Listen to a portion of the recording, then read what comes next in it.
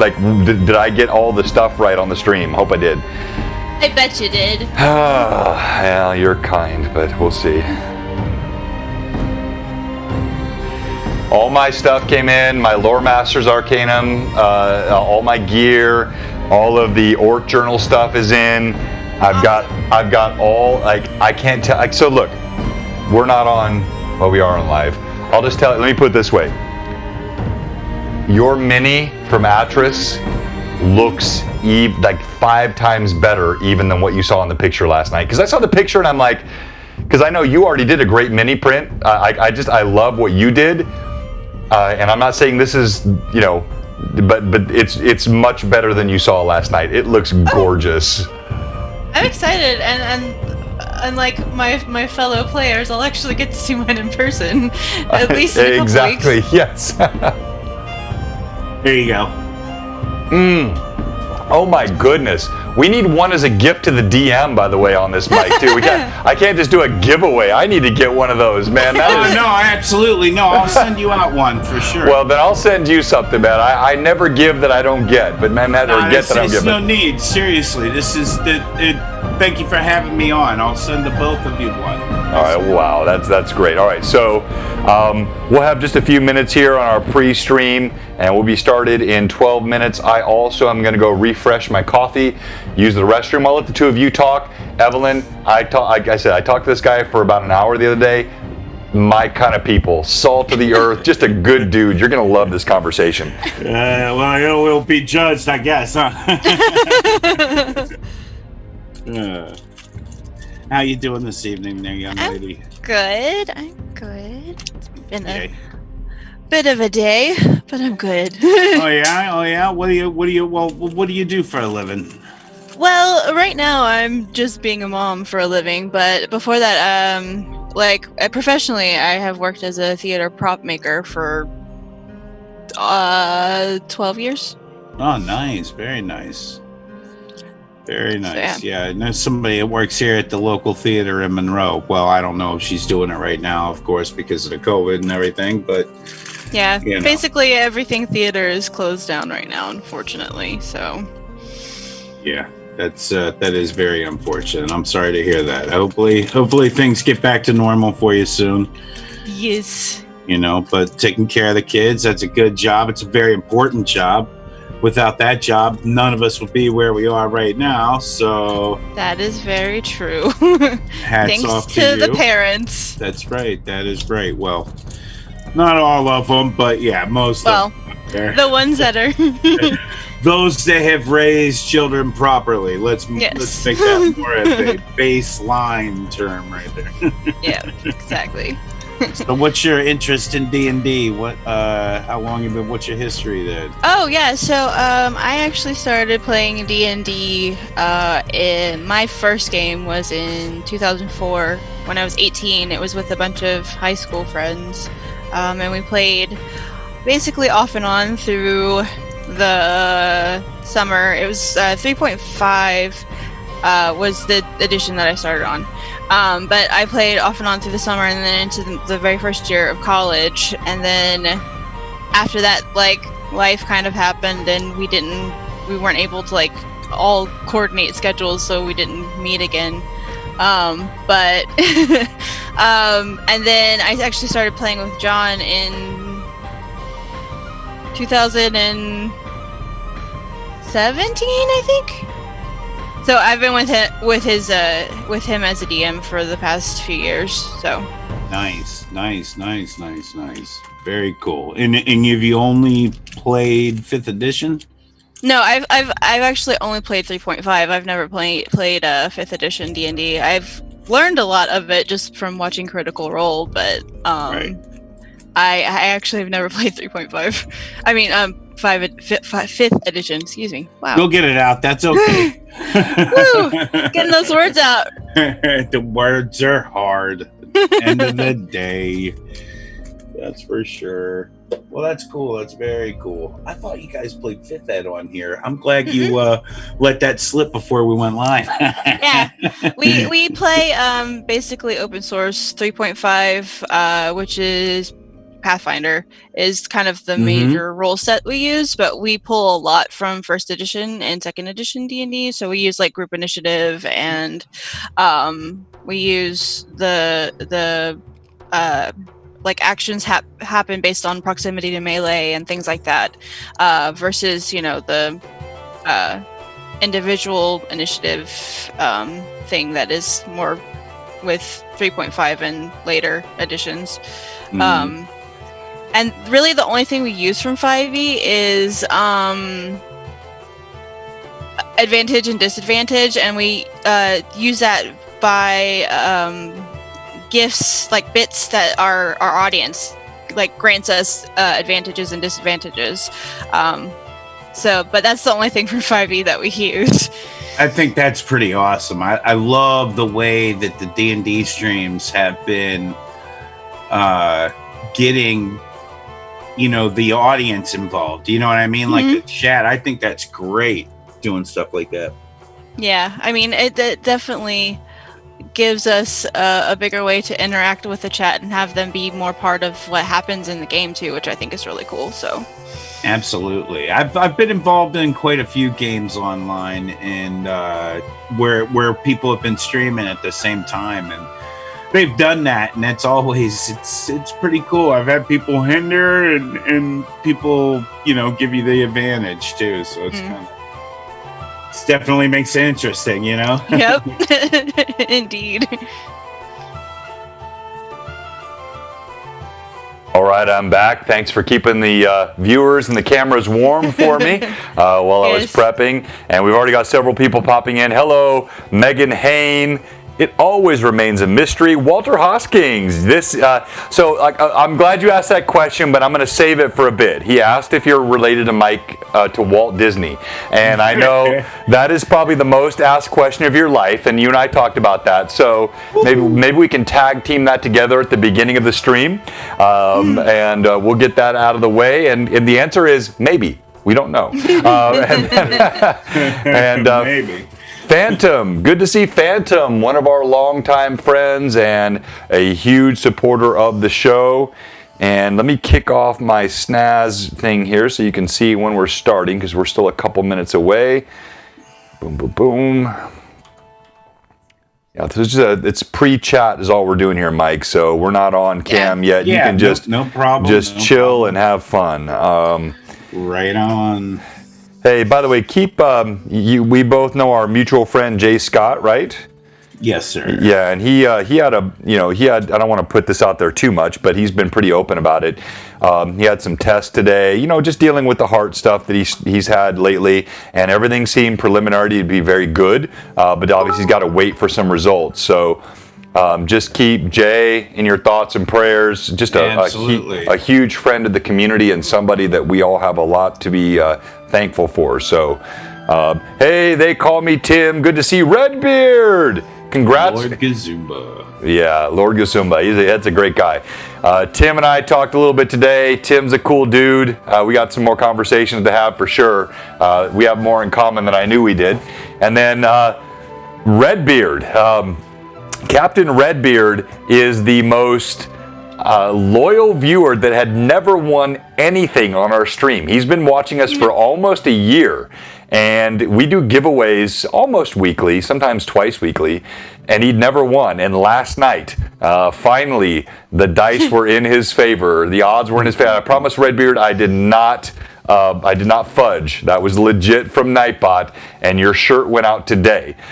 So many of the fans that were ready, fate finally caught up with you. That's exactly right. Many of the fans, we were about 2 weeks behind because I had things like the signed Orth journals from Christoph, which hadn't come in until just the day before yesterday. And then we were also behind waiting for our Dice Envy dice. So everything has come in. Everything went out today. So as far as I know, every winner over the last 3 weeks, your stuff has gone out, and you're going to love it when you get it.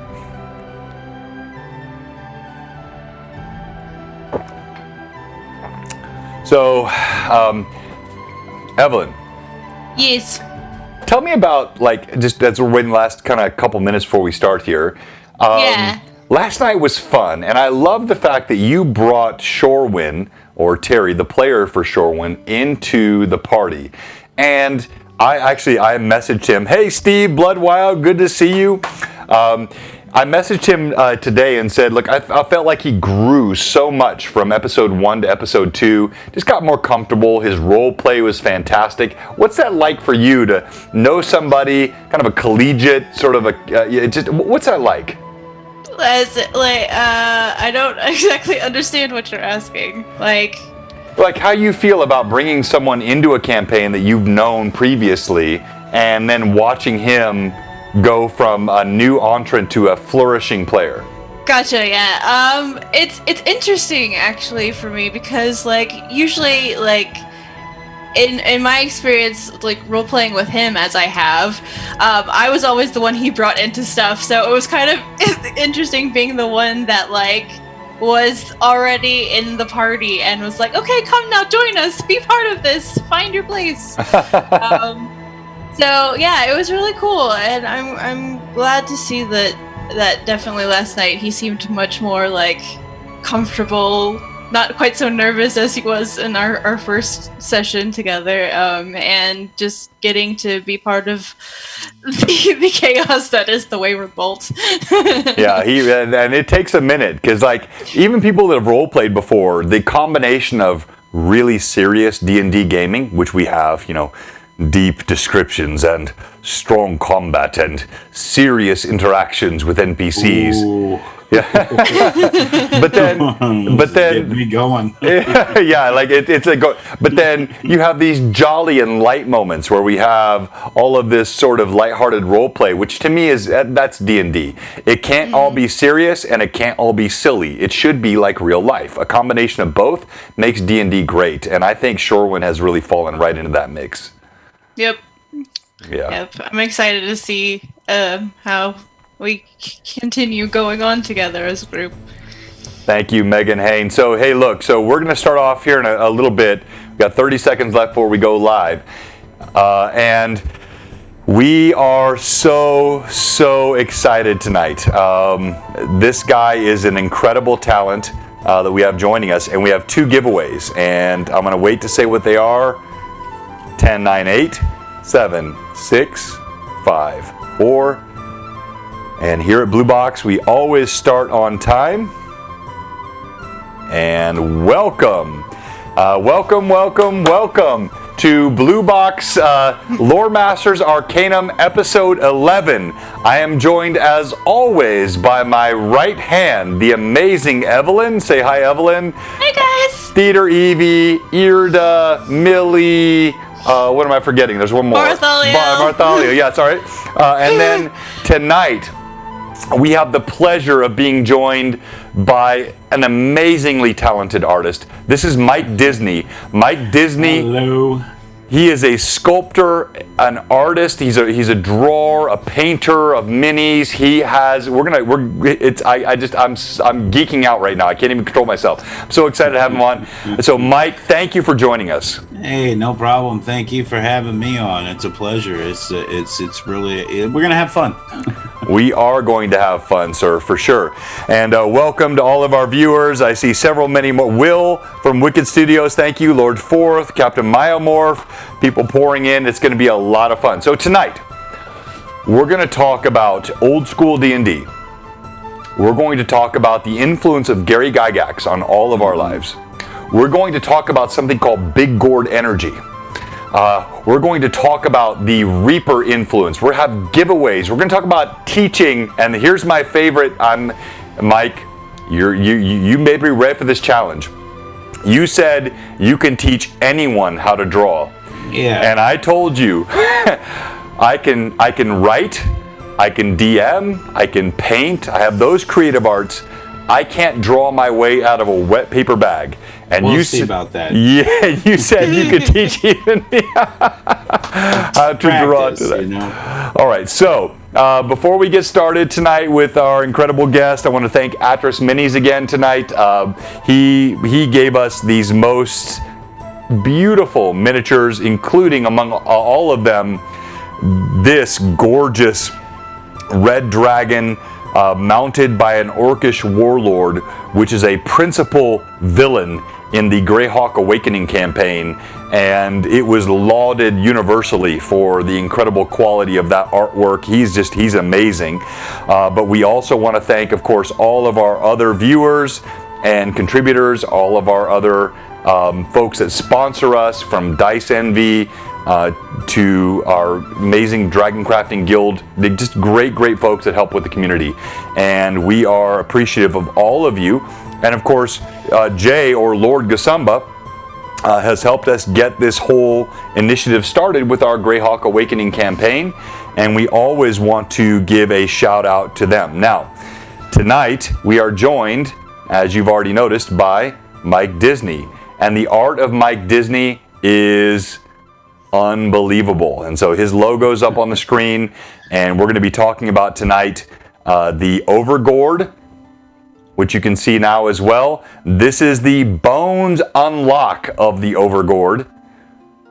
It's a huge giveaway from Reaper, and it was all spawned from a session that Mike had online several months ago, where he described himself as the Muse. And so we're going to get to all that in a few seconds, but I want to just really focus tonight on Mike for a second. So Mike, thank you again for joining us. Oh, no problem. Tell us, thanks for the follow, Quality. So tell us a little bit about how you got started in D&D and your background with the game. Well, I got started with Dungeons and Dragons. The very first time I'd ever heard of it was my grandmother had actually purchased these 2 books off of a Schwann's truck. I don't know if you guys remember what a Schwann's truck is, but back in the day, they still have them apparently. But they're like an ice cream truck, but like a 5 and dime on wheels. Right, you know, yes. Like a G.C. Murphy's, they have everything, and a guy would have a catalog, and sometimes he would have the stuff in the back, sometimes he wouldn't, you know. And when my grandmother saw this, I know she saw the soldiers and the knights and armor and the dragons and stuff on the cover, and she said, "Oh, Michael would love this because he loves to draw," and so on and so forth. And I know that's what was going through her mind, God bless her.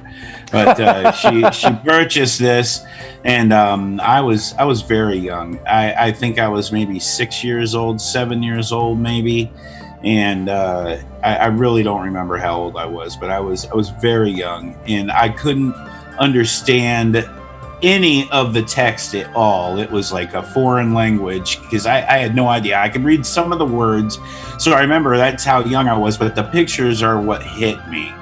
And I remember the name, of course, Dungeons and Dragons, and the front cover, one of them was a blue book, one of them was a red book, and the front cover was a big dragon on this mound of gold. And it was intense. But the thing was back then, I had no idea that you played the game with dice. So on the back of the book, there was numbers at the bottom, and they were 1 through 20, if I remember correctly. And they were chits. You had to cut them out, and that's what you rolled Exactly. with, you know?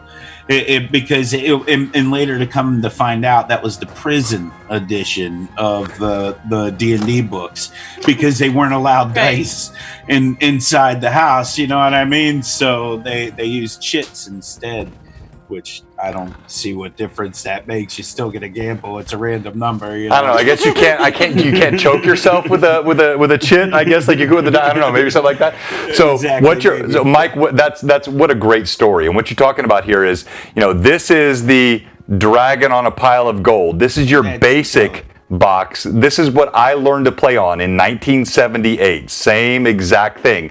And then after that, you had the expert edition, which was the blue box. And that's where our moniker comes from. And that's what Mike's talking about. But I'd never seen the chits instead of dice. So that, wow, kudos. And it was not in that box either. It was just one solo book. And then, well, it was 2 of them. One was blue, one was red, but it was that dragon. It was that artwork right there that was on that book.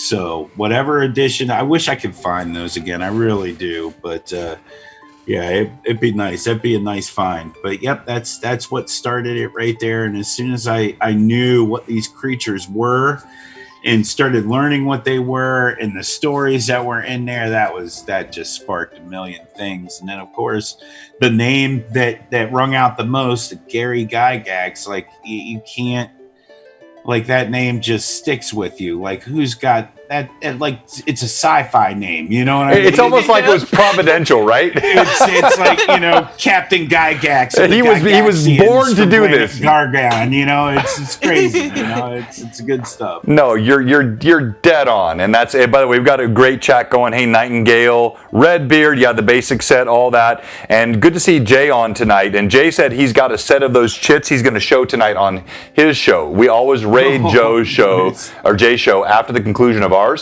So we'll raid Jay tonight, and he'll show us the same chits you're talking about. And we're not cussing, by the way. That's CHITS. All right. Yeah. It's not the trots. It's the other thing. That's right. That's right. So you mentioned Gygax, and look, whether it was providential or not, he's someone that had such an impact on me as a kid 40 years ago.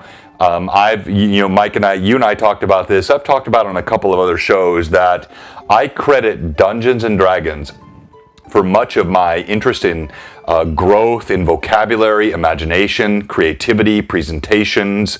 Like, it has made not just a difference in my life with gaming, but with my career and all that I've done. And you express similar sentiments. So while I know you and Gary never met, you had some sort of tangential interaction with him. Talk to us about what Gary Gygax meant to you. Well, I mean, he gave us D&D, him and Arneson and you know, so many other people that had to deal with it, you know, but that right there alone, that was D&D. I was raised by a single mother, you know. Same. So and of course stepfathers, you know, but just to get past all that, D&D was my escape really to that taught me a lot, you know, social interaction, how to deal with problems in a weird way, math, you know, reading. I mean, it really, because of Gary Gygax, I mean, honestly, I do what I do today because of him. So he's like in a weird way, a father figure, you know, he's always been there. So, and giving me D&D, that was huge. So that was a big thing for me. No, it's so funny how, like, we share these similar stories. I was also a single mother, a couple of pseudo stepfathers that were in the picture growing up, and you know, I'm sure there are many people that play D&D that did not have that, but like for me, that was a big part of growing up in the late 70s, where this gave me a sense of connection with community, and it was such a huge part of my life. And I think many of us, even today, I'll tell a quick story if I could. And then Evelyn, you've been very patient, so I want you to talk a little bit in a second as well. But like when I was in high school, so it would be like 86 to 89 type time frame, there was a role-playing club, mainly D&D, but there was some James Bond role-play, some Fallout-style post-apocalyptic role-play, whatever. It was called the Escapist Society. And the idea was that all of us have things that we sometimes need to escape from. You know, that real life is not always fantastic. And so having these places that we can tell stories and grow ourselves and grow our characters, that is a fantastic thing that this game has brought to me, and it sounds like to you. And Evelyn, I'm going to forward it over to you. Okay. What do you want me to say? I like hitting her with hard stuff, Mike. As far as like what got me into D&D in the beginning, yes. I think that, I mean, it was kind of, I was a kid who was raised in the 90s, and my high school years were the early 2000s, and I was at that point in time where, you know, D&D was the thing that the nerdy kids did, you know, and that's all they did. And of course I was the nerdy kid. So like, that's how it kind of happened. I was in the marching band and I was in the theater, and that's what I did in high school. And my friends were also in the marching band and the theater, and they were the ones that were like, hey, you know, we've been interested in doing this for a while, and I was like, well, I love pretending to be other things, you know, doing theater. So that sounds like a lot of fun. So yeah, we started meeting about once summer hit after graduation. We started meeting at like Saturday nights. We would order pizza and a bunch of drinks, and we would play from like 6 p.m. until like 4 a.m. And we would just play straight through, eating pizza and just, you know, going on crazy adventures. And I remember my very first character, because I ended up having to roll a new character at the end of the very first session I played in. I played a cleric, and at like level 1. And we ended up being besieged by a whole bunch of ghouls all at once. And a level 1 cleric can do some things, but not all the things. Ghouls are tough. And yeah, she died real fast. So I ended up re-rolling very quickly and played a sorcerer after that, and that was a lot of fun. So yeah. No, that's fantastic, and I like, especially on our slower nights tonight, you know, the Loremaster's Arcanum. This is just a fireside chat, and I really like to engage our viewers in our fireside chat. Lurkenstein, I don't even know what that term means, but yes, she's younger than all the rest of us. And yet I am one of the older ones in our current campaign. You are, yes, and you know, that's a great point. So like D&D to me is timeless. So if you look at our new Greyhawk Awakening campaign, I've got a bunch of millennials, even some Gen X crossover, or Gen Z, crossovers into that. All 5e players. No one who's ever known Greyhawk or, you know, 1E, 2E, and they're loving this old school gaming style because it's still the same essential game that Gary and Arneson taught us many years ago, which is role play and fun, thrilling combat. And so I think this is a big part of the Blue Box vision, and I've sensed this from talking to Mike. He shares this vision, teaching new generations the gorgeousness and the beauty of this game, and how to teach new generations the creativity, the imagination, the fun, the friendship, the collaboration, the community that is D&D. So, Mike, let me come back to you here and just talk about that for a second, if you would. Specifically, the broader sort of sense of community and what D&D has meant to your life, not just Gary Gygax in your early years, but what it means to you even today, and why D&D is even important to you. Well, if it wasn't for D&D, I wouldn't be doing my art where it is now. I wouldn't be in the character creation at all, and that's mainly where I thrive. Right there is creating characters. Painting miniatures is part of bringing that character to life. And I mean, honestly, for D&D, there wouldn't be a lot of people doing what they do right now. Dungeons and Dragons was the root of a lot of things. You know, it is the godfather of the role-playing genre. It's the impetus that all of it, you know, it is the beginning, the start, you know. It's an inspiration to so much storytelling, character creation, interaction, problem solving. I mean, it's everything, and paying that forward to a new generation is it's a responsibility, I think, because I'm so passionate about it. And if I don't pay that forward and pass that on to a new generation, then that's not passion. That's selfishness. No, wow. Yeah. You know?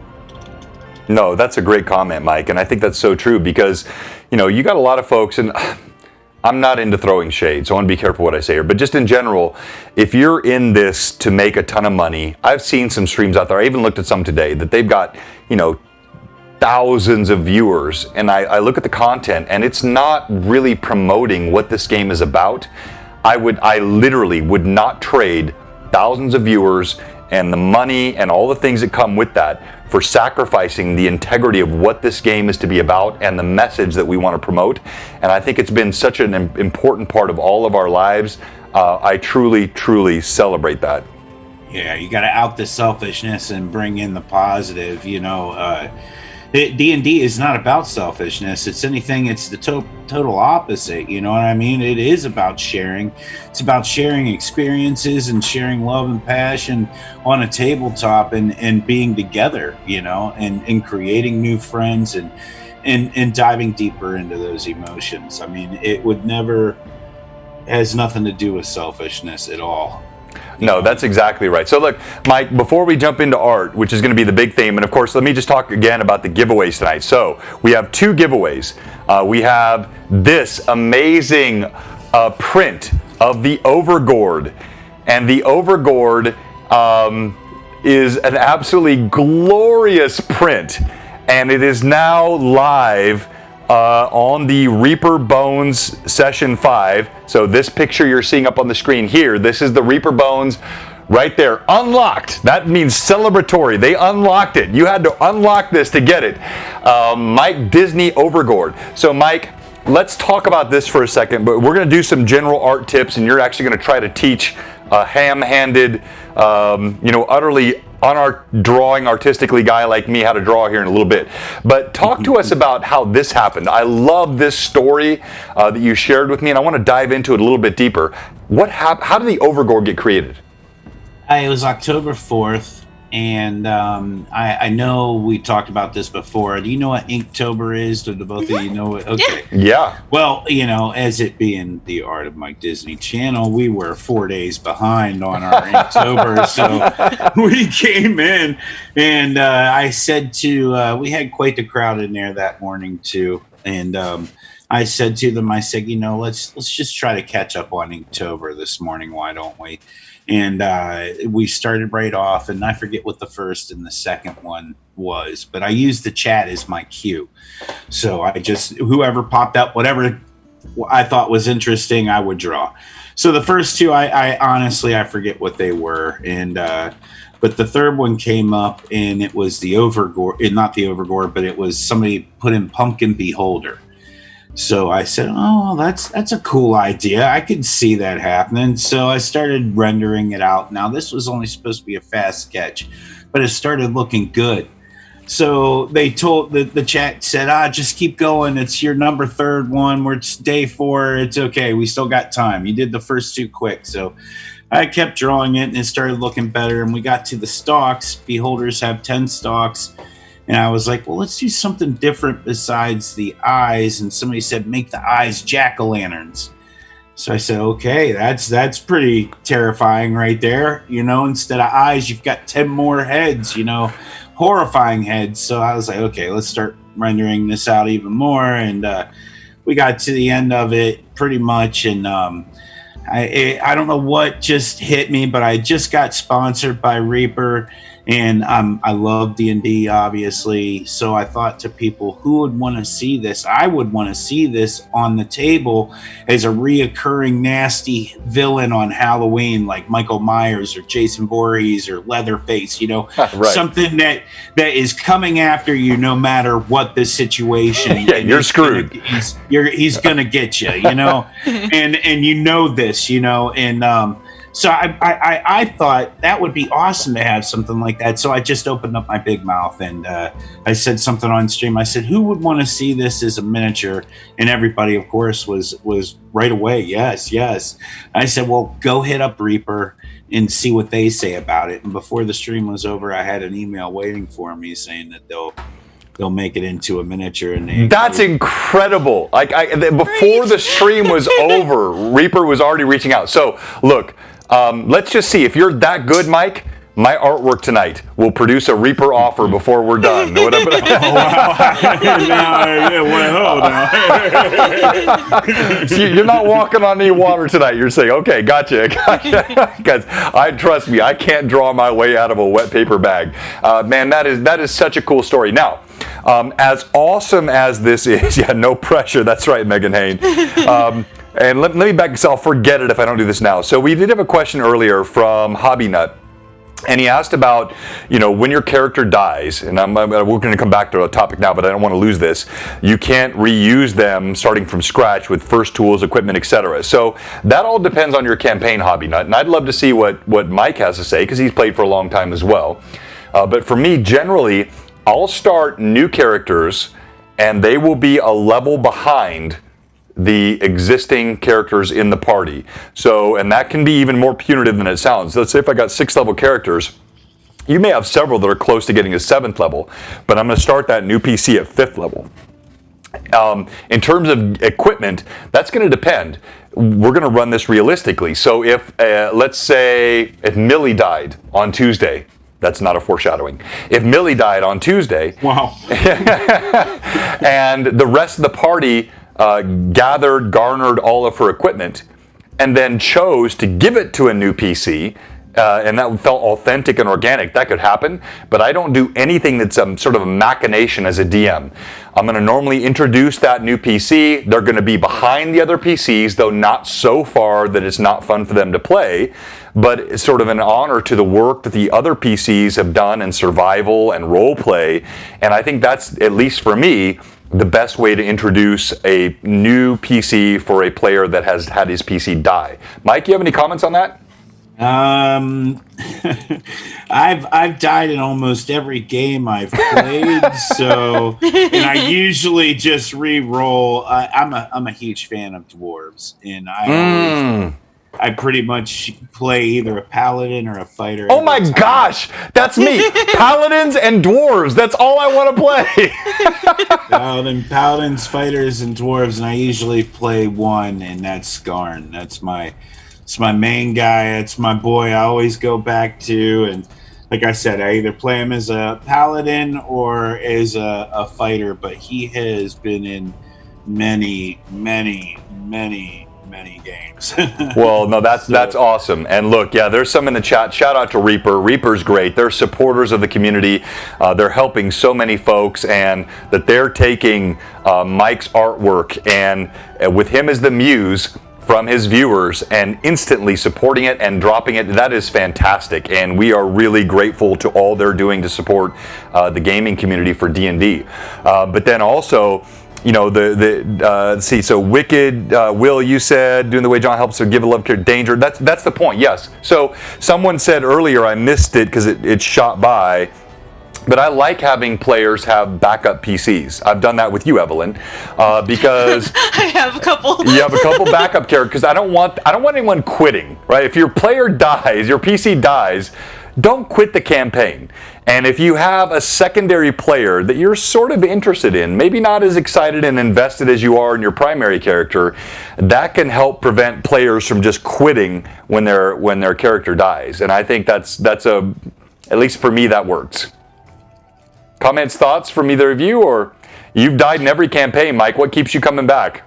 No, well, not every campaign, but a lot of them, you know. So, I love D&D. You know what I mean? I want to get to that level 20. You know, I want that character that has the keys to the kingdom. I mean, that's why we all play, right? You know, we want to see what we can get to. Our main top of the line, the top level. We want to play the game, you know, and then of course create other characters through that character that makes it all the way, you know, those legacy characters that we all have. Unfortunately, I haven't been that top notch of a player. I haven't played all the way to 20, so No, that's great. And so look, yeah, couple of chats. So like Nightingale, I think Brandon, if I remember right, congratulations by the way on the recent win. And I do like thieving characters as well. I like all the D&D characters. Probably the only one I don't really play, I don't think I've ever played a cleric, and I think I've played one bard. I think I've played everything else. So I'm not really into being the, thank you so much, Silver Star. I'm not really into being like the healing character, just sort of dedicated. But I do love all of the different characters in D&D. Evelyn, what are your thoughts on this topic? I love being the healing character. I know, I've seen you do that all the time. Favorite things to play. And then that's gone through a lot of my different things that I do play. I tend to always play the healers and the supporters of the party. I like, having the ability to help in that way. And the characters that I usually play that fulfill those roles are definitely the ones that like to help in that way, in the way they're characterized. I've seen you do that. Millie is a definite divergence from anything I've ever played before, and it's a little weird because I'm like, okay, and this round I can just hit with my rapier and dagger. Okay, let's do it. Like, I don't have to worry about anybody else's health. I just have to worry about keeping me alive. No lie, like Millie is such a divergence. And by the way, like I don't think we have Roxafarius on tonight. So Millie, you're my de facto mod, and we have Walter Hosking on. Walter Hosking needs to be banned. He said paladins are just wannabe clerics. I never want him on. No, I'm just kidding. Don't ban him. I'm just joking. Don't say that, Walter. Paladins are noble followers of Creed, martial in combat, front of line, the tanks that defend the party and sacrifice all for the sake of honor and their creed, much more than just a cleric. Sorry, Mike. Much more. Mike, why are paladins more than clerics? Because they are tanky of the tankies. That's why they can, smite evil. That's right. That's smite, baby, and they can do it all. That's it's a badass cleric, is what it is. Clerics are just like paladins, but they can break the rules. No, I think of clerics as nerfed paladins. Clerics are paladin without the martial strength. I'm sorry, so we're getting way off track here. All right, so let's come back, Mike, to this incredible gourd. And before we start going into drawing, and we're going to have you back, man, if you are willing. I want to talk about painting and deeper into drawing. But you told me the most amazing story. Talk to me about what big gourd energy is. Well, we have a link. I have a link here if I can post it. Absolutely. Post. You can post anything you want except naked pics of yourself. Anything else you want to put in the stream, you can. Oh. Well, this came through from a person that reposted it. I thought it was a bigger article, actually.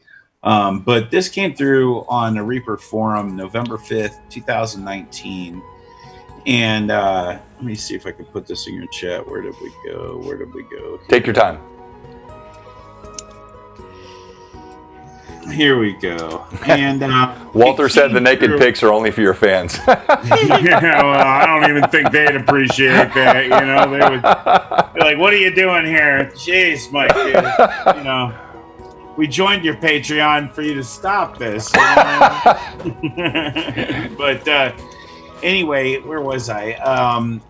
This person, I guess they had seen the Overgourd on the Reaper launch, and somehow they got this mantra, big gourd energy. I guess it like channeled some positive energy into this person, and she used that to go into a job interview. Her and her friends were talking about it, I guess over game or something that night, and they were saying, you know, big gourd energy over and over again, just as, you know, saying it like as slang or something like that, I think. And she used that to go in to her job interview, and she actually got the job interview by the inspiration that the Overgourd gave her, and they called it big gourd energy. And I thought that was pretty intense right there, to have your artwork touch somebody, you know, in that way. And I didn't even know about this story until recently. Another friend of mine, Heath Aldrich, he's another streamer, right,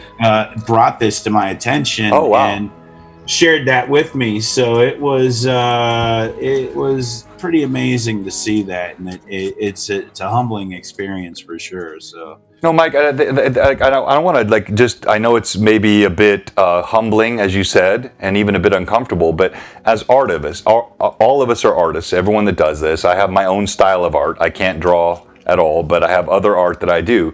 But we all want our medium, our expression, to influence others. And what does that give to you, whether it's this example or others, when you see people take your art, your creativity, your creation, and it means something to them even beyond the entertainment of the game, when it translates? Because I've had the same experience, and I don't want to influence what you say, but tell me what it means to you when someone draws something from your art that goes beyond just the game and into their lives. Oh, it inspires me to do more. So it just inspires me. First off, it hits me personal level, on a deep personal level, because how can it not, you know? Like I said before, this has a lot to deal with, you know, not with sharing your passion. and that right there is the ultimate right there. When you've shared your passion, the gifts that God gave you, you shared it with somebody else, and they've taken it and used it to better their life.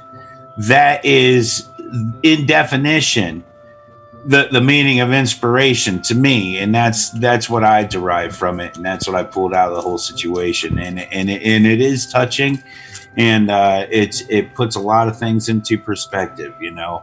And again, that's without Dungeons and Dragons, the Overlord would have never have existed, and now this woman has a job done through that, so it's all a ripple effect, you know, and just to be able to keep going and carrying it on is what makes it all worth it. I love that. I just absolutely love that. Evelyn, anything you want to say before I move on to the next topic, or? I don't think I have anything to add. So Mike, that's why I do what I do. And I've had similar conversations. I don't know that anyone's ever actually gotten a job from something I did, but you know, helping them through dark times, helping them through difficult situations, people that are dealing with maybe addictions or marital issues, and the release of the game. I've had, it's such a blessing to me. I've had several that have reached out over the past several months, probably 4 or 5 months, and said, I was giving up gaming. You know, I'd walked away from the table, I had drama with players or whatever it was, and I just stopped playing. And Blue Box has encouraged me to pick the dice up again. And there is nothing that makes me happier than to get that kind of message that someone is inspired to keep playing and enjoy the game because they have been touched by what we do. Yeah, that's what makes it worth it. You know, honestly, not only of course the fun, but knowing that what you're doing, it changes other people's life. That's really huge. You know, that's a big thing. So yeah. The escapist society, right? All right, we all need that. Okay, so Mike, we're going to transition here in a second to you actually trying to teach this ham-fisted DM how to draw. But I want you to talk about, like, so are you playing any D&D campaigns currently?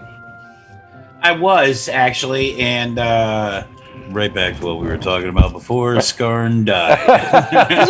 Okay. So he was kissed on the lips by a succubus after witnessing we just talked an adult black dragon into going and fighting a Remorax or what Remorez, you know, the things that they're hatred enemies, those things. Yeah, there you go. This guy right here. That's it. So we somehow convinced this son of a gun to go and attack this Remorez up in the level above us because he's been making a home out of the dragon's lair while the dragon was asleep. And I unwittingly woke up the dragon, and that brought the succubus in a weird way, and the succubus was attacking my friends. I tried to get my friends' attention because I was on another island in this underground cave complex lake. It was crazy, and well, I got the succubus's attention, of course, and which is never a good thing. No, that's great. And look, I want to, Mike, thank you. And I want to do a quick pause here. I don't normally do this vulnerability thing very well, but I mean, I'm just looking at the chat, and I want to call out a couple things. Pat66 said that our channel, our stream, our players, our chat kept him from walking away from gaming. He was ready. Phantom said we're richer for it, and I agree, because Pat66, Blood Wild, Steve is a huge supporter of this channel, but he said that Lord Gasumba, Jay, and Blue Box, me, pulled him back from a gaming lull and have him back onto the table. Hobby Nut said watching our sessions is what has gotten him back into the gaming or getting into gaming at age 50, which is like right where I'm 1 year away from 50. Guys, I'm not trying to make this some sort of uber emotional session, but you can't imagine what that means to me. That is why I do what I do. That's why I created Blue Box, and I think that's the heart of Evelyn and Mike. We love the gaming community, and this means so much to us, and we're really happy that it's meaning something to you. Oh yeah, definitely. The community is where my heart lives. It's as simple as that. And get emotional. That's what it's about, right? It's the passion. Get emotional. I'm an emotional guy. I cry on stream all the time. So whatever. Well, and if it's about D&D and this passion, then it's reason to get emotional. All right. Sure. All right, so Mike, the challenge, and I'm going to kill this pleasant music we have in the background here. Is everybody ready? So if you're watching, what you really want to know is, can Mike Disney, oh, by the way, I said I was going to say this and I didn't. Is he related to Walt Disney? We don't know. And he gets that question all the time. He doesn't have any connections that he is overtly aware of. But if you look at the talent that he has and what comes out of him, we're not ruling it out. Mike, anything else you want to say to that topic before we move on?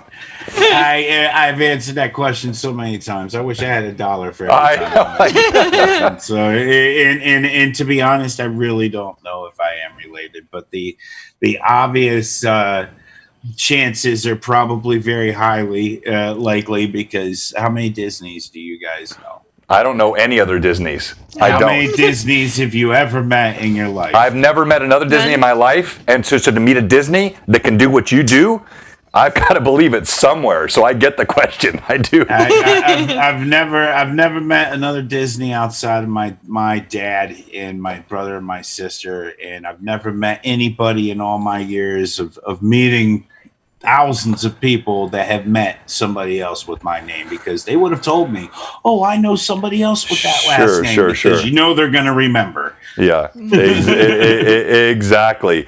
All right. Well. Hang on, I'm going to download also this. So we have 2 giveaways I mentioned tonight, but I never showed you the other one. And shame on me, I'm just going to pull it up on the screen here in a web format. You can see all my tabs. I don't care. I don't have anything. We're giving this guy away tonight too. This is what the aforementioned pin. So not only the gorgeous print, the 8.5 by 11 print, but we're giving away this pin.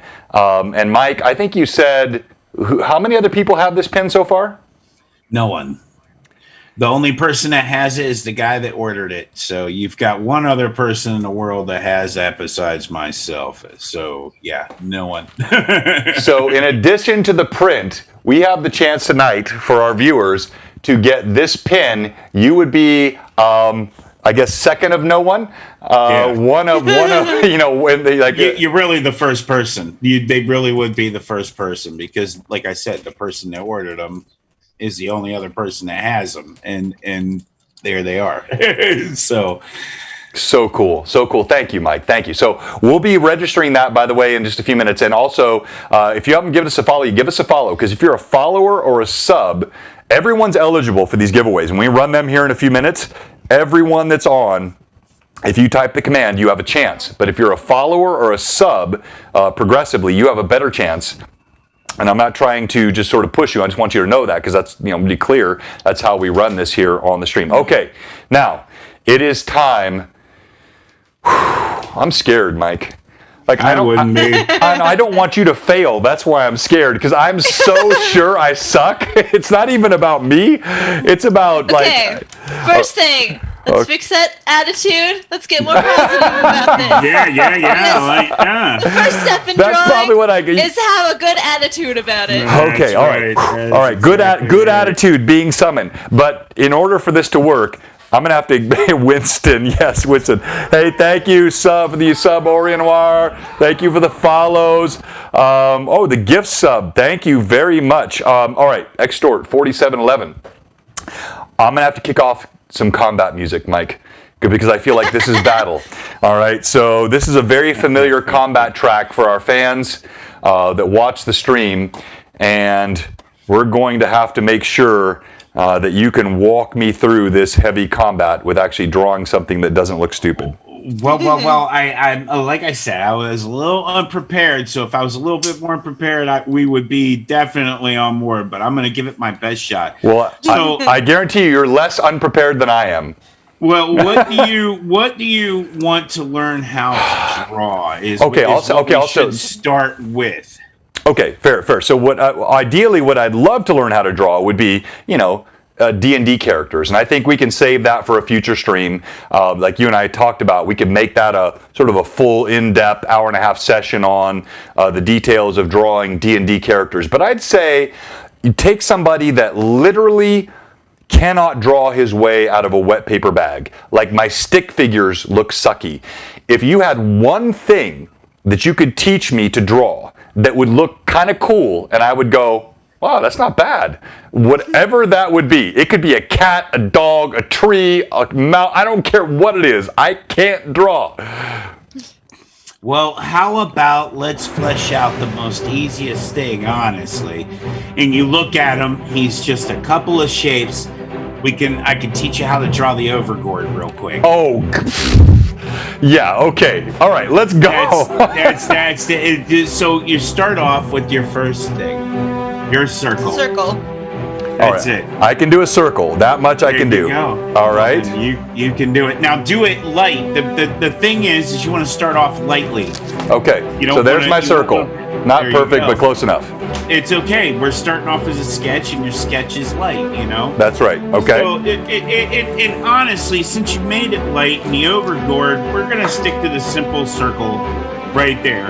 Now we're gonna branch out. The overboard's got 10 stalks, so we've got heads, and we're just gonna place 10 smaller circles around him in random patterns. Okay. Just 10 smaller circles. So varying sizes, varying distances.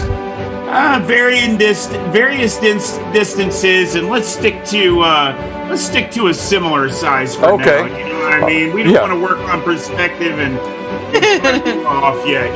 Not getting too complicated for me, right? Okay. Yeah, and yes, it is a draw along, Quiasole. Hey, by the way, you guys got to draw along with me. If I'm doing this, you got to do this with me. So everyone that's watching right now, all right, yeah, all our viewers, you got to do this with me because this is. Crying was not as vulnerable as drawing for me, not at all. All right.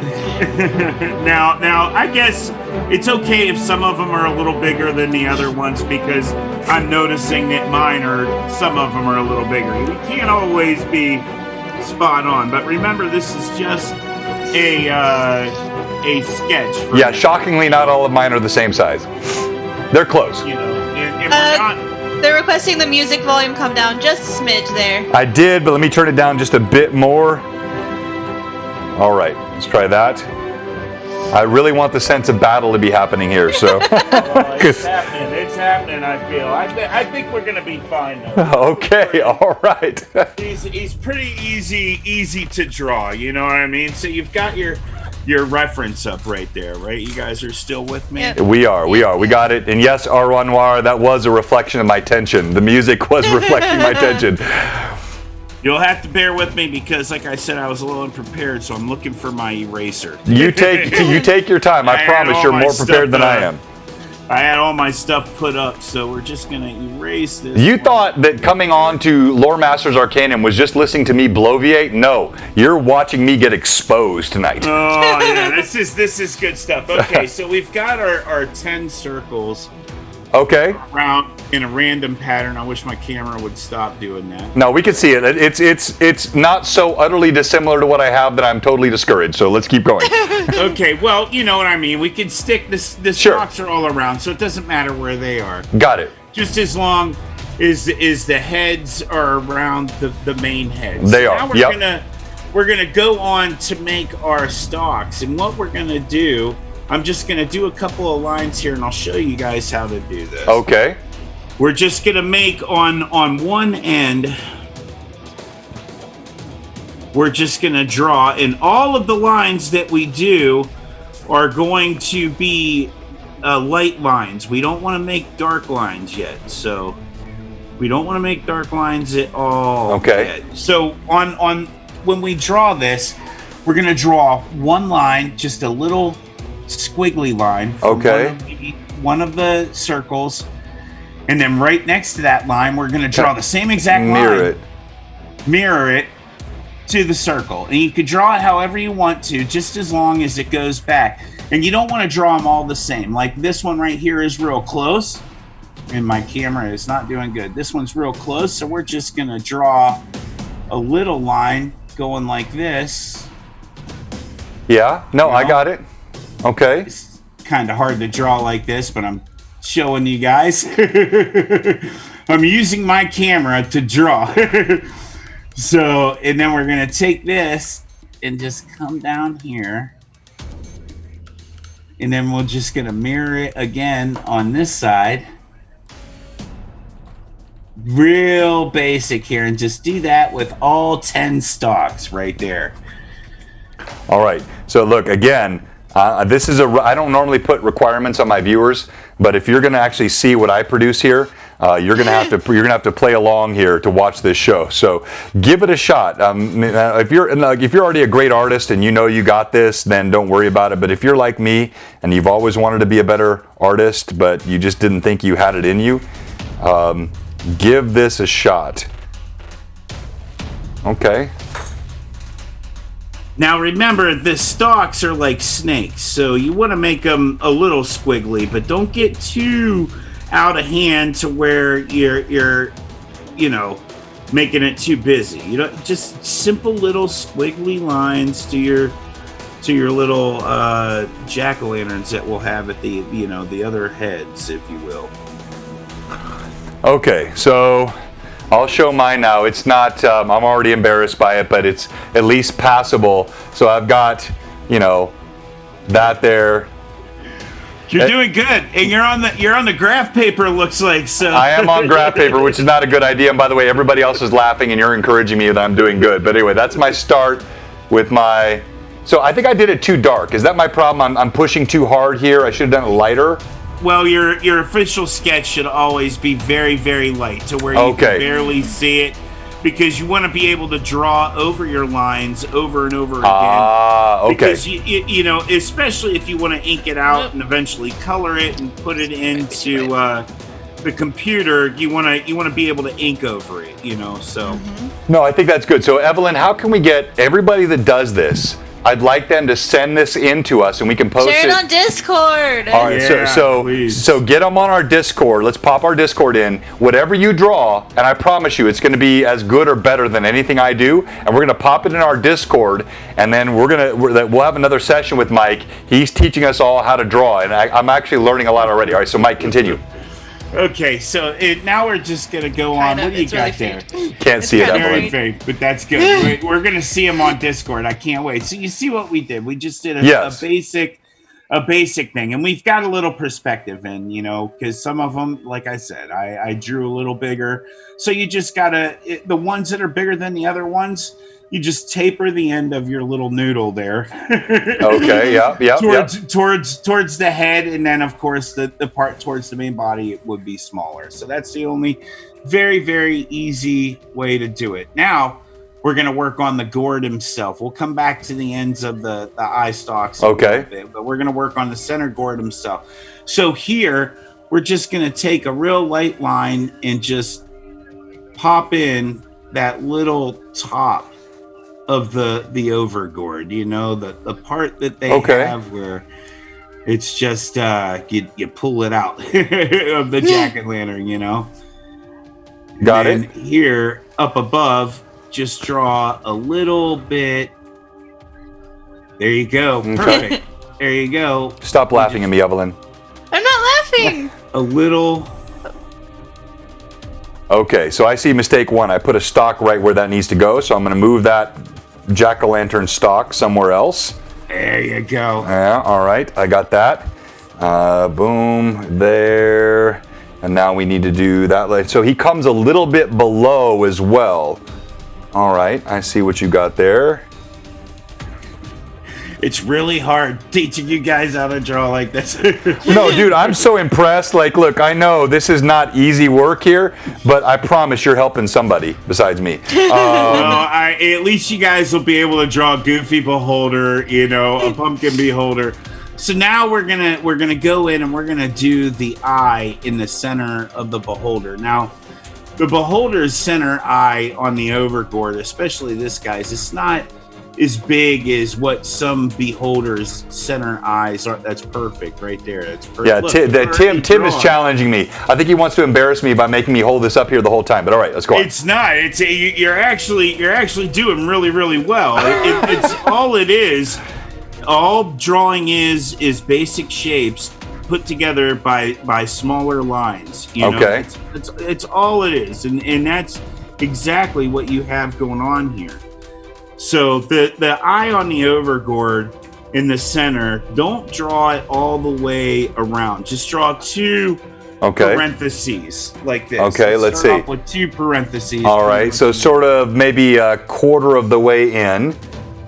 Yeah. All right, I can do that. I can do two parentheses. That's not too hard. Wait, those aren't parentheses, are they? Yeah, they are. Yeah, those are definitely parentheses. Yeah. Wow, I'm a dipshit. Anyway, and then on top of those parentheses, we're gonna draw a brow. So we're just gonna draw a little curved line on top. Oh, okay. I think I can do that too. I'm not intimidated so far, Mike. Nope, it's just so easy of a design. Now under this, we're gonna draw again. We're gonna draw another U. We're gonna mirror this line. We're just gonna bring it down.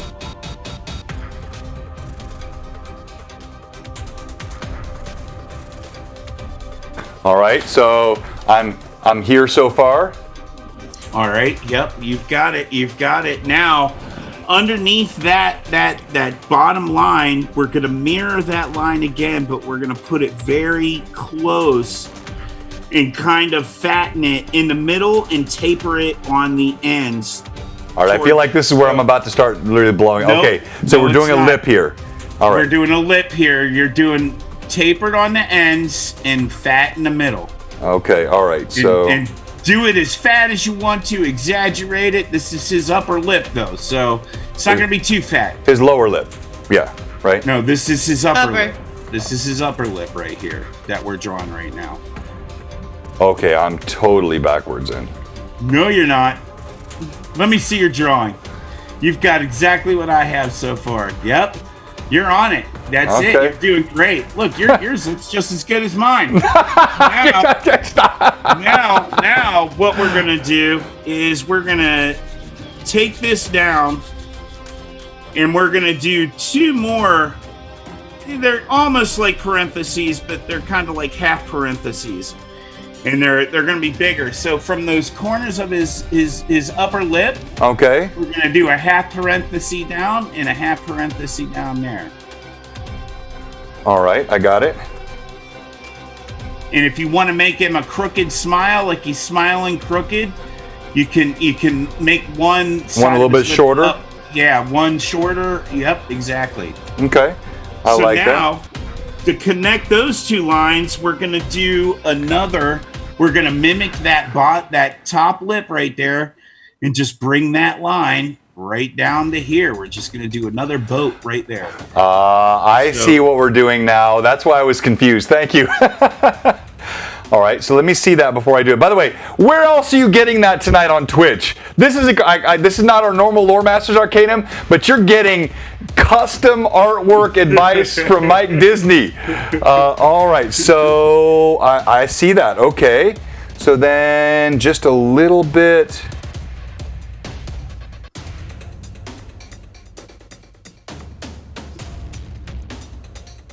Okay. All right, now for the bottom lip, we're gonna do something just a little bit perfect. Look at that. His is so stylistic already too.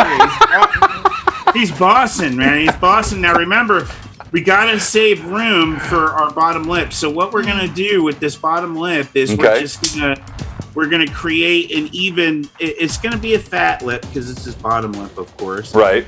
And all we're gonna do is make a more bendy rocker for that very bottom, and we're going to connect each ends of that rocker to the line that we just made. So as for an example, see? Okay, all right, that bottom rocker and connected both lines to the other. Okay, yeah, all right, so I see it.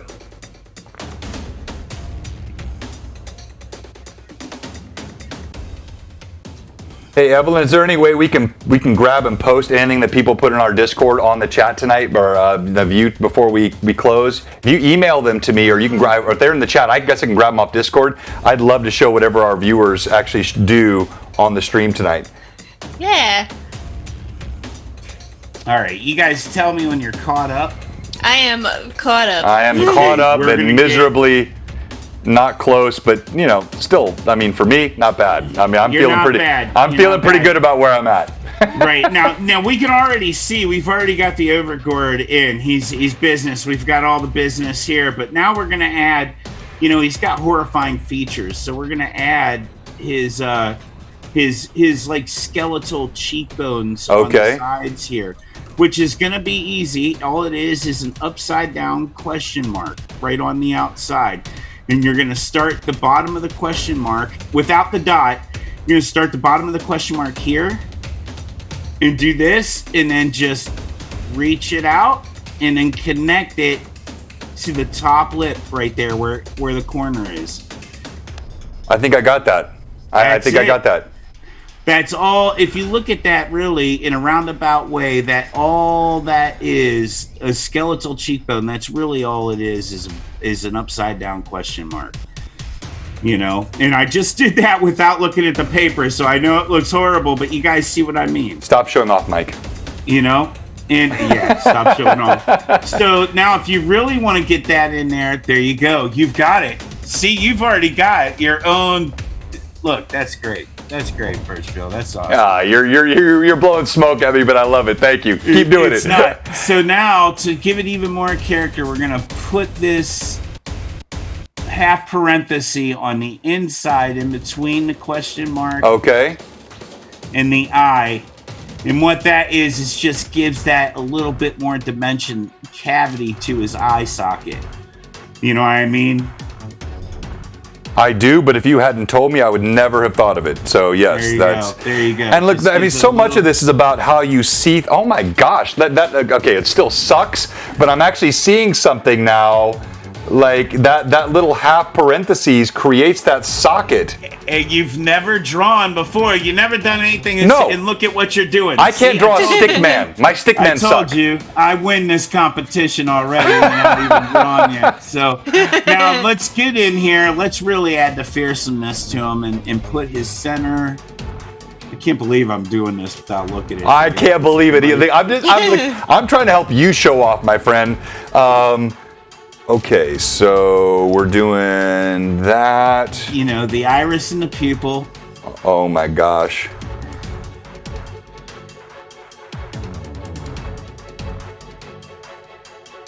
On the chat, I know you can't, like, you're pop in there and say, I'm doing this. Give me some encouragement that somebody else is actually doing what I'm doing here, because I'm going to feel really silly if no one else is doing what I'm doing besides me and Evelyn.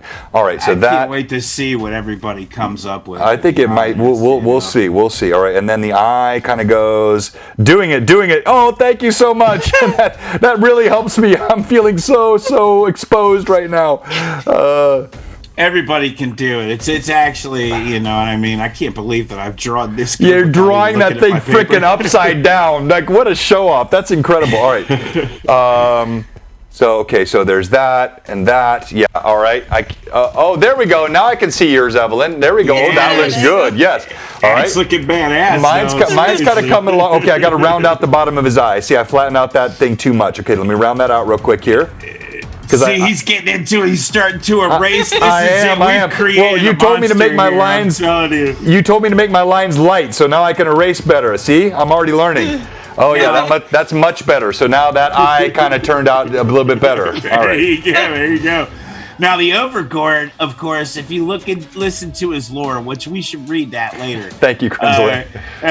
He's got a scar right along from a big old hatchet because Krug, the leader of the hill giant tribe, tried to harvest him, and that's how the Overgord came into life. Is when they tried to harvest him, they kicked into life and he killed the hill giants, chasing them back into their mountain. But yeah, he's got a big scar right across the top of his mountain that leads down into his right skull cheek right there. I got it. And look, Mike, by the way, that's something you and I talked about. We're going to work on a stat block together for all these different levels of the overgords. And guess what? When they get struck, they might drop some seeds. Ooh, Oh, no. That is, I really, really like that. Now, these are just really crappy teeth. You know what I mean? You guys do them how you want to. We're not even going to put the gums in there. We're just doing a real basic. You said that anybody. You said that I couldn't teach you. I think I taught you. I'm like, Mike, you can't fail from here. Like, as bad as this is compared to everything else I've done in my life, I'm already a bigger success than I ever thought I would be with this. You're incredible. And doing this upside down, like, I'm not just saying that, man. You can ask my wife. I'll have my wife and kids come down in a second. When they look at this compared to everything else I've ever drawn in my life, they're going to be blown away. Yeah, I'm glad. That really brings it. I mean, honestly, this is what it's about, because are we having fun? I'm having a blast. I'm having a blast. That's exactly. And we're getting to draw the overboard, so that's of course always a good thing. But yeah, I figured, if you want to learn, why not start with something very, very basic? In this, he's got a lot of detail. You're getting in there. Look at it. You're getting. I mean, it's not so far as to be unrecognizable. Let's put it that way. Yeah, but you're doing it under pressure. You're not really, you've never done this before, and to be taught how to do it on the fly like this over a screen and just talked about it 15 minutes before we went live. It's fantastic. Dude, seriously, really good, Captain Myamorph said his eye looks like it's bloodshot. Well, that's good. That's good. You want a bloodshot eye. That's right. If you want to make your overgord a little bit more meaner, you can carry out this top brow. Who does not want to make their overgord meaner, Mike? Does anyone want a nice overgord? I mean, come on. No. This is see, as soon as you change and add like a little downsides to his top brow, it just adds that aggression. My gosh! Look at that. Overgord, yeah. Instantly. He got meaner. I see that. Yeah. He gets meaner. So. Hey, Celtic Boar, good to see you. Oh, Hobby Nut, sorry you got to head out, but I'm glad you've enjoyed this. Good luck with your appointment, my friend. Hey, by the way, follow. If you're not following us, please give us a follow, and then can you drop Mike Disney's creds in the Discord, Evelyn? Thank you very much. I don't know that I have them. If you don't, Mike, you can do it as well. Mike's been dropping them. I saw them a little while ago. All right, let's make sure you can go ahead and drop them again anytime, Mike. If you can also draw upside down, backwards, and drop your Discord creds at the same time, that's amazing. that's real talent, my friend. But you need to follow this guy. He's amazing, and please give us a follow. By the way, I'm going to do a little. No, I'll save that for next week. But we're growing really fast. I'm super excited about it, and this is blast. All right, what's next, Mike? All right. Well, the only thing we really have to... I don't know if Megan Hain is still in the chat. Megan, she was a second ago. Are you still here, Megan? Can you drop a link in there for the Discord and stuff, if you mind? I haven't been bopping any links at all, actually. Just that one. So the next thing we're going to do is we're going to work on the jack-o'-lantern heads, which are the easiest thing to really do. Sure they are, Mike. Sure they are. To draw triangles. So with the jack-o'-lantern heads, the two top eyes are just really skinny, narrow, upside-down triangles. That's all they are. And then the nose, the center nose, again, is just a triangle. And you can make those look as sinister and as frowny as you want to. And of course, because this is the overgord, we want to make them looking pretty angry. And then the mouth, of course, you can make however you want to. The way I make the overgord jack-o'-lantern mouths is I kind of mimic the teeth, how they're zigzaggy. And then the way to do that, it can be a little tricky to make zigzag mouths like that. And what you want to do is the more you get towards the center, you want to change the direction of your zigzag. You know what I mean? So, right.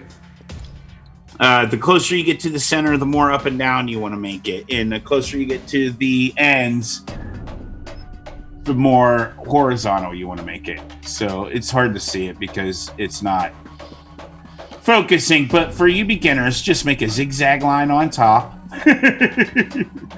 Then make a zigzag line on the bottom and connect them. Excellent. So I already see mistake number one that I made is I made my little jack-o'-lanterns too small.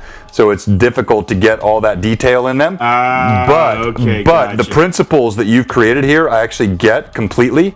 And some of my larger ones I think are going to turn out quite well. So I just needed to make all those jack-o'-lanterns a bit bigger. But man, this is, yeah, very cool. And thank you, Megan, for getting that in the chat. Thank you, Megan. Yep. She's a really, really good mod, friend, helper, whatever she is. She's doing a great job. She's everything. She's the best is what she is. She's a very good friend, and she's one of my very, very, very top mods, absolutely. I can tell. That's awesome. Thank you, Megan. She's a great help for sure. Yeah, I have some folks like that. Some really, really involved folks on our channel that I just appreciate so much. You know who you are. All right, so, and then my last one here, because we got to do some giveaways here in a second. Yeah, absolutely. And I want to make sure I give you a chance, Mike, to talk about anything else you'd like to talk about tonight on the first of what I hope will be at least 2 or 3 of these sessions that we do. Oh, absolutely. You know, I'm at your disposal. So, you know, if you want to have a hobby section on your thing, we could do that, and you know, whatever. I enjoy this. It's been a lot of fun, and I'm glad that you guys even wanted to take the time and draw. This is really, really cool. Well, initially when I reached out to you, I was thinking mini painting. I really wasn't thinking drawing. You know, and I didn't realize the incredible talent you had for drawing. And when we started talking, and I saw it was funny. Here's how this came together for me. So I have the old, probably Reaper 1 or 2 Frost Giant mini. It's a female Frost Giant. She's kind of leaning out with her hip. I don't know where that's at here. I've got it here somewhere. Yep, I know exactly which one. Okay, yes, and somebody mentioned that there was a new one on the new Reaper 5, and I thought, oh, let me check that out. And I was scrolling through it, and I said, what's this pumpkin? And I looked closer. Oh, it's a beholder. Mike Disney, I saw him on Jay's channel. That's an Overgourd. And I was like, oh crap, that is so cool. So I tell you, like, one of the things I've learned, the more I'm doing this, Mike, just from tonight, is what you said at the beginning, you should have said 3 times to me. Lighter lines. Easier, softer, lighter lines. Yep. That is really the key. I'm seeing that now, because now that I'm doing this a little bit more, I'm seeing that makes a huge, huge difference. Yeah, the rendering process. The rendering is the act of bringing it to your most presentable value. You know what I mean? So you want to start off as light as you can. Yeah, but look at what you've done. You've got an Overgourd right there. I mean, it's at least the basics of it, right? But you can, once you color that in and you shade it and everything, even if it is yours. It is mine. Yes. It is not yours. It is not mine. It is not mine, and you should take pride in that and definitely color it in and post it and fledge it out, because that's the thing with the drawing. You can keep going with it, you know what I mean, and just shading it in, developing the lines, and then once you ink over it, you go back in and you erase all your pencil marks, and you can even start adding more detail with your ink, you know, and then you get into color, and that opens up a whole nother world of level of detail and dimension, and just you can create more story. You know, each level, that's the way you got to look at it. How you're creating your character is every line is a line in that character's story. Is another branch in that character's development. Like, why is that scar on the Overgourd's head? No, yep. Look, Mike, I'm going to tell you something that hopefully will encourage you. Right now, my 9-year-old daughter is upstairs, and she's doing the same drawing right now, because she's much better at art than I am. And you know, you're influencing not just the next generation, but the next generation after the next generation of art. And I'll send you whatever she's got. I'll be honest, and we're going to do our giveaways here in a couple of minutes. But I'll be honest, like, I'm actually surprised that I'm not happy with this. I think I can do better now that I've seen this, but it gives me a sense of what I need to do. I think I could then take this page, and I'm going to do this. I'm going to take this page, I'm going to go to a fresh page, not graph paper, and I'm going to do lighter lines. I'm going to try to recreate what you showed me how to do tonight, and I'm going to send you my overgourd. Now, Evelyn, let's see your overgourd. She's been so quiet, and look at her. That is amazing. Wow. That's outstanding. That's somebody that took the advice and took it to the next level. Look at you. She's a better artist than me by far. She's got some cool art that she does. So, hey, hashtag show me your overgourd. Yeah, show me your big gourd energy. I want to see your big gourd energy. If you're not on our Discord, you need to be on there. Give them again one more time, Evelyn. Drop in the Send us your pics. We want to show Mike Disney how he has helped and influenced us.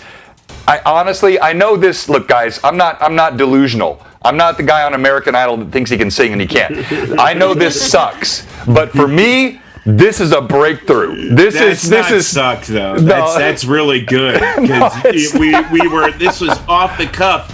You know, anybody can draw, but just like anything else, you got to put the time into it. Practice. And you got to practice, and you don't practice. You don't sketch every day. You don't do these things. It's the first time sit down and look. I haven't drawn anything in years. Look what you did with a little basic instruction. Anybody can draw.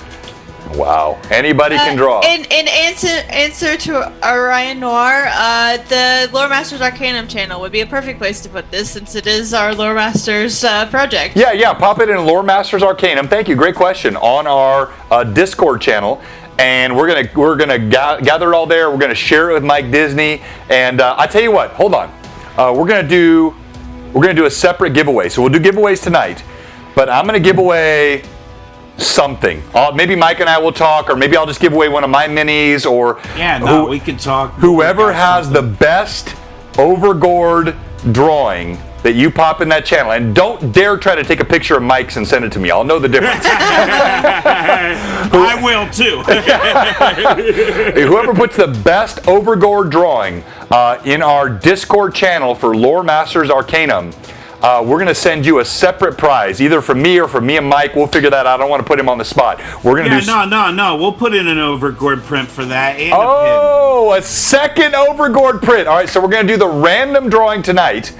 And then whoever has the best overgourd drawing in our Loremaster's Arcanum on our Discord channel, you're going to get a separate print from Mike Disney of the overgourd, which is being featured. Sorry, I'm excited. That's awesome. That's fantastic. When would we like to give people time to complete this by? Do you want them to have time to like color and shade and stuff as well? Yeah, absolutely. Yeah, give them. Let's see. So today's Wednesday. Let's say by Friday. So we'll cut it off. We'll cut it off Friday at 5 p.m. So get your overgourd submissions onto our Discord channel, and Mike, I'll make sure you get cut. You're going to be the judge. Mike's going to pick the winner, not me. Mike's going to pick the winner. Right on. And so everything we get in our Discord, we'll send on to Mike, and you will have a chance to win one of these prints, even if you don't win the giveaway, because I know there's a lot of you on the channel already tonight. Thank you so much. But if you don't win the giveaway, you have a chance to win the competition on our Discord channel. Loremaster's Arcanum. All right. So, do I want to work in progress? Yeah, absolutely. Put your work in progress in there. Yeah, don't, Thank you so much. That's a great question, Orion Noir. Give me your overgourd. Thank you. Yeah, so put all your works in progress. I won't shut anything off until 5 p.m. Central Time. A week at 5 p.m. Eastern Time on Friday. So if you want to put works in progress, whatever your last one is in the channel, don't wait, because I think it'll be really inspiring to everybody else to see as your work is in progress. And I'll make sure Mike Disney has access to that channel so he can see what's going on there. And maybe Mike can even pop in a couple of comments or advice. We're going to link his Discord creds, all that stuff. I can kill the battle music now. I guess we're done fighting. It was never a fight anyways. What it was a training session. That's what that was. No, you're right. It felt like a fight to me with this paper. Yeah, that's right. There you go.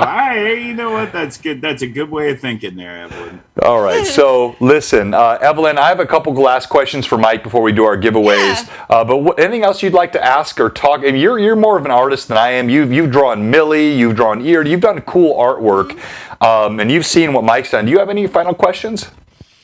I don't think I do. This is fun. I like drawing, so I'm glad you do. I'm glad you do. So Mike, again, you saw this guy, right? This is the mini, if you look at it on your stream there, painted by It's beautiful. Atris Minis. This was unveiled last night on our Greyhawk stream. Somebody earlier on the chat recommended I show this. I forget who it was, but thank you. I agree. And he's so talented. And look, as good as that looks, I've got the actual. All the minis came in today, Evelyn. So here's Brim. They all look better than they look in the pictures. I don't know how that's possible. The pictures never do. They don't. No, justice. no. They really don't. No, you're right. They really don't. So all those minis will be featured on our next Greyhawk Awakening stream. Thank you for the follow, Coffee Freak. And by the way, we're going to be doing love that username. We're going to be doing our giveaway here in just a few minutes. And if you're a sub or a follower, you get levels of advantage. So the follow is free. Just give us a follow if you're not following already. And that'll give you an advantage when we do our 2 giveaways. We've got the pin, and we have, let me bring those both back up. We have the Overgourd print. This is an 8.5 by 11 of the Overgourd that Mike drew really on a lark with some fans. This guy right here turned into what you see on the screen. Like, he did that upside down and backwards, right? So, I mean, that's, how awesome is that? So this is, you can win this one. No one gets advantage on this one. Sorry, Dave. No, that's not happening. And then... Look, they're already trying to... That's the kind of spirit I like right there. I love it. And then we're also going to give away this Overgourd pin. Okay, so Mike, before we do our giveaways, last couple questions I have, and we're going to go back to our victory music. I like our victory music. Hey, Will, thanks so much for being on with us tonight. And hey, Will, by the way, great stream last night. All right, so Mike, as you think about where you would like your art to go next, if you look at what you'd like to see from your Discord channel, from your Instagram, from your artwork, where would you like to see that go in the next year or two? I'd like to do more work with Dungeons and Dragons streamers like yourself, and branch out into to source material. I'd like to, like I have always been into character creation, and as much as I love illustration, I want to bring a little bit of that into, source material, and help flesh out like more encounters, you know what I mean, in modules, help other creatives like yourself, artists, authors, anybody like that wants to get into doing more stuff for RPGs. No, man, I mean, I love that. And that's actually, I love it for several reasons, including the fact that it means you and I can work together more. I think that'll be a lot of fun. And then beyond that, what's been the most, and I'm putting you on the spot here, Mike. I didn't tell you I was going to ask, but like, if you look back over all of your years of art, all of your years of D&D, what is one of the most poignant or sort of meaningful moments for you? And let's take aside the big gourd energy, the got a job, because I think that was a great story. I love that. But I'd really like to end on a highlight. Can you give anything from your own background or experience that meant something to you, that was emotional for you or connected for you with Dungeons and Dragons and art?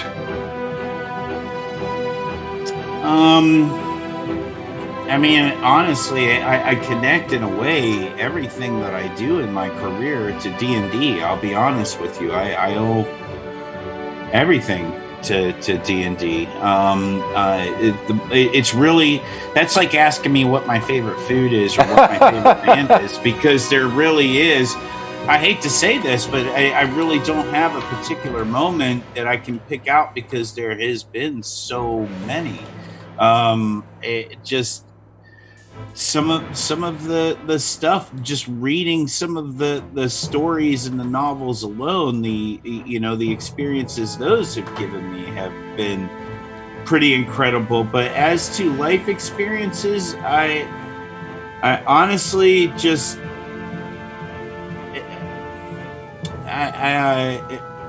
everything. It's really a tough question to answer. Yeah, no, I know. I put you on the spot. That's it. If somebody hit me with that, I'd have to really think hard. So I always like to give a harder question, and maybe that'll make you never want to come on with me again. But I like hitting somebody with something they weren't expecting. I like a question like that. It's kind of challenging me because I wish I had a better answer for it, because really the only answer I have is there's been so many good experiences. No, look. You know, I get it, because like it's like, as we said earlier, it's such a meaningful part of our lives, and it sounds, I mean, almost on one hand, it sounds a bit trite to me to say how big D&D has been in my life, but it's true, it really is. And you know, if I had to pick a spot, I could pick a couple, but they're more to be anecdotal. They can't really capture the breadth of what this game and this community has meant to me. So I love that. All right, so type !PIN, !PIN for the first giveaway, and the Nightbot is already churning away, registering all your responses. You don't want to miss out. We're going to raid Jay here in just a couple minutes. We never miss the raid on Lord Gasumba, a great friend of our stream. We love Jay and we support all that he does. So hang with us here while we do these two giveaways. The first one is the pin. !PIN, and you just keep showing off. Let's go, Evelyn. Did you guys want to hear the lore of the Overgord? Oh God, yes. Oh, I forgot that. Mike, you should have hit me with that 15 minutes ago. Go ahead. Yeah. No, we'll do it up here. I got well, hopefully it's right here. Yeah, you bring it up. While he's doing this, type !PIN. We're going to do the pin giveaway here in about 30 seconds, and then we'll do the print giveaway.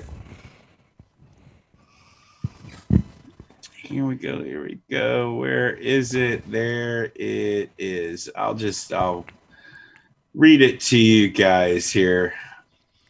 All right, while you're getting that ready, a lot of you are already in the pin giveaway, so I'm going to run the pin. Here we go.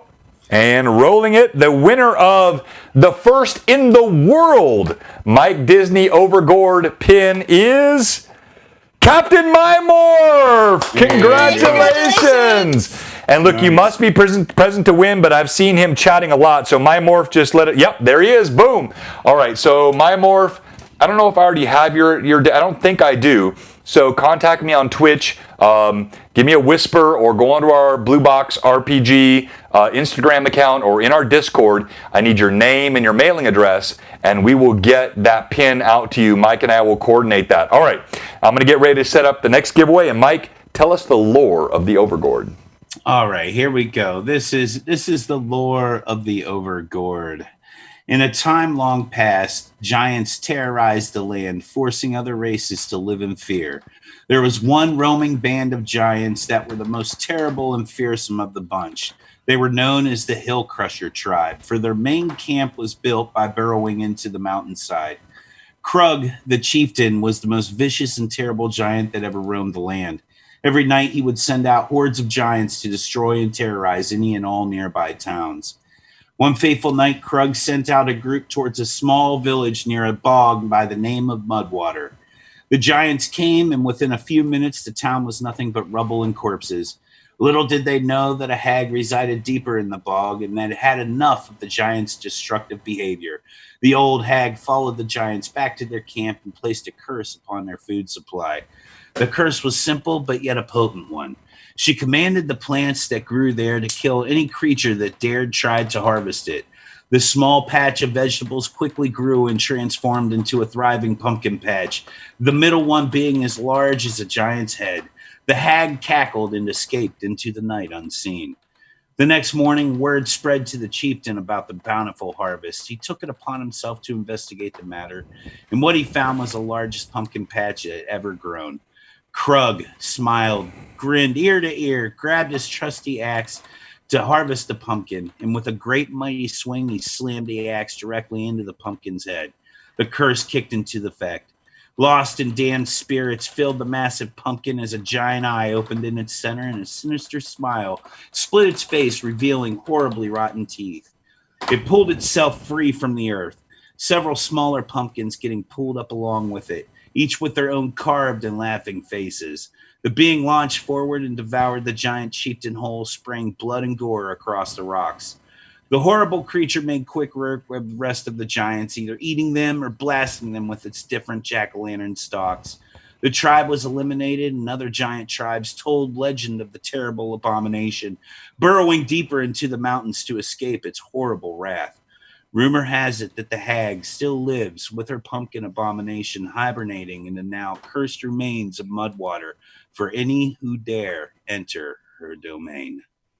And that is the lore of the Overgore. I love that, love that, love that. Now, if you haven't already, type like Orenwar did, !print, !print, and that will enter you into the print giveaway from Mike Disney. We're going to run that here in just a few seconds. Let's give everybody a chance to get in. !print. And Mike, you and I had some conversation this week, and so I'm really excited to help you with not only the stat block, which you and I talked about. So we're going to have leveled stat blocks for this creature, but we're going to tie it to the lore. And I think you and I talked about some really cool ideas. It's going to be fun. Oh, yeah. I can't wait to hear what else you come up with. But again, thank you for having me on. And Evelyn, it was very nice to meet you. I love that you're getting into your artwork. That's good stuff. I can't wait to see everybody's artwork. And again, the person that has the best artwork, like John said, we're going to give you not only a print of the Overgore, and this one will be a full color print, but I'll throw in a pin for that one too. A full color print? Oh, snap! Nice. Okay. And the pins, I haven't even given those out on my channel yet, so you guys really are getting Let's go! Okay, so that's fantastic. So make sure you get your drawing in there. I got to run the drawing now because we got a lot of folks. We're going to get over to Jay's channel, but Jay won't mind if you're a minute late. We're going to get him in real quick. So if you're not in, type !print. That's tonight's giveaway. And then on our Discord, like Orenwar did, get that into that Loremaster's Arcanum, and we'll publish this. And we're going to give not just a print, but a full color print and a pin to the winner of this contest, which, by the way, is not going to be me. All right, here we go. Our giveaway tonight for the print. Yes, some are joining !print. I'll give you 10. Hey, Ollie B, 9, 8, 7, 6, 5, 4, 3, 2, 1, and the giveaway is kicked off. Roll it. It is Pat 66. Oh, congratulations, Pat. Look, I already took one giveaway away from you. I'm not taking this one away. You are the luckiest man on Blue Box. I swear. Congratulations, Pat. You got to be here, so make sure you give us a hi. Yeah, you just type excellent. You got to be on. I'm sure you are. And seeing him in the users. He's there. He's got to be because he just typed that. So just give us a hey. I'm going to get the raid set up. And while I'm doing this, Mike, I just want to say again. There he is. There he is. I knew he would be. Congratulations. And look, again, thank you, everyone. So pleased. Mike, I can't tell you what this means to me for you to have joined us tonight and showing us your talent.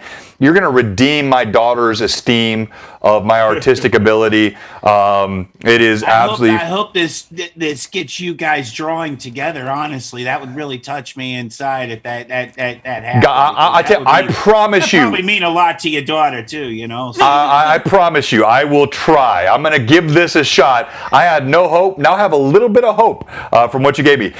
This is another great Blue Box session. Loremaster's Arcanum with the amazing Evelyn and the amazing Mike Disney signing out. Much love to all of you. May life give you all nat 20s. Yeah. All right, we rated Jay with 31. That's nice. So we were up in the 40s. We're 45 or so. And I think it was a good show tonight, Mike. Oh, yeah. And man, I enjoyed it so much. Really.